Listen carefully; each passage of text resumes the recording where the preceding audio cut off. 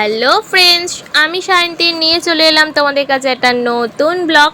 তো আজকে ব্লগটা হলো হ্যাপি হোলি মানে দোল পূর্ণিমার ব্লগ। তো আগের দিন থেকেই আমি ভিডিওটা স্টার্ট করে দিয়েছি। তো আজকে হচ্ছে আমাদের বুড়ির ঘর পোড়ানো, যেটাকে আমরা চলতি কথায় বলে থাকি ন্যাড়া পোড়া। তো সেটাই আয়োজন করেছে আমার ভাই মানে মাসির ছেলে। তো মাসির বাড়িতে আমি চলে এসেছি আর ওরা এখানে আয়োজনও করে নিয়েছে এই বুড়ির ঘর পোড়ানো মানে ন্যাড়া পোড়াটা। তো সেটাই দেখব বলে এসেছি। তো এখানে দাঁড়িয়ে আছি, এই যে সব কিছু রেডি করে ফেলেছে, ওরা এখন এটা জ্বালাবে। তো খুব আনন্দ লাগছে, খুব মজা লাগছে, কেননা কালকে দোল। তো সবাইকে দোল পূর্ণিমার অনেক অনেক শুভেচ্ছা ও অনেক ভালোবাসা।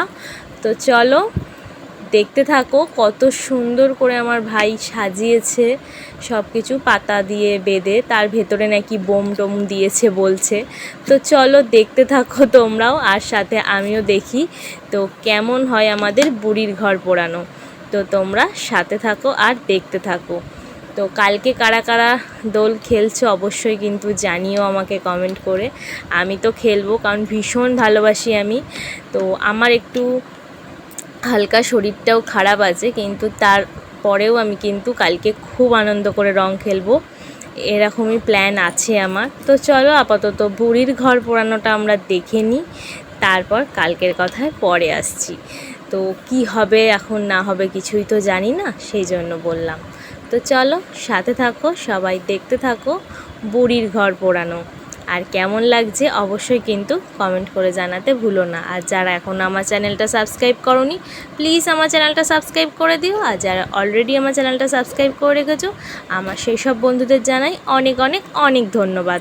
তো চলো সাথে থাকো আর দেখতে থাকো আমরা ঠিক কতটা আনন্দ করছি এই বুড়ির ঘর পোড়ানো নিয়ে। তো সাথে থাকো।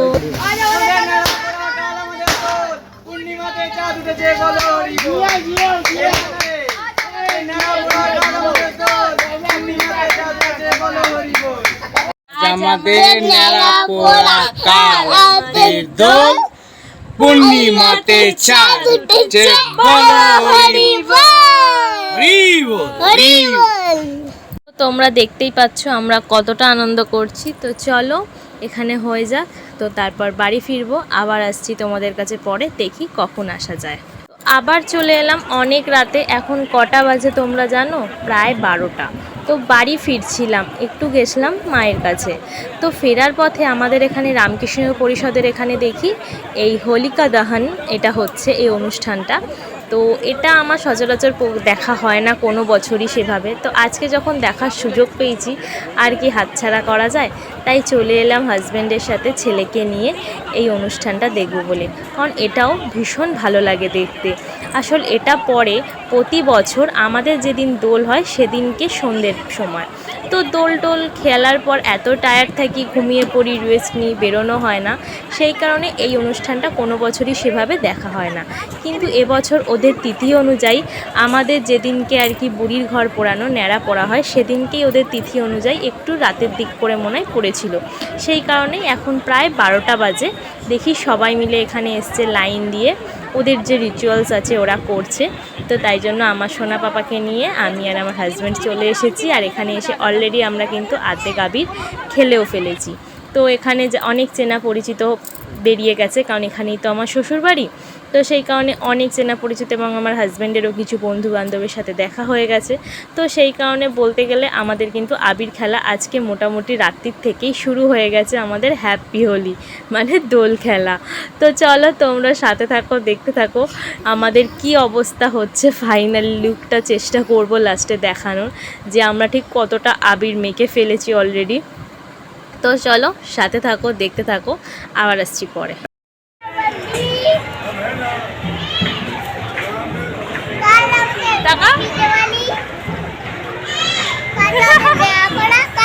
আজ আমাদের বলো, আজ আমাদের ন্যাড়া পোড়া দোল পূর্ণিমাতে চাঁদ উঠেছে, বলো হরি বল। তো বন্ধুরা সবাইকে জানাই গুড মর্নিং এবং দোল পূর্ণিমা, শুভ দোল পূর্ণিমা। তো সকাল সকাল চলে এসেছি।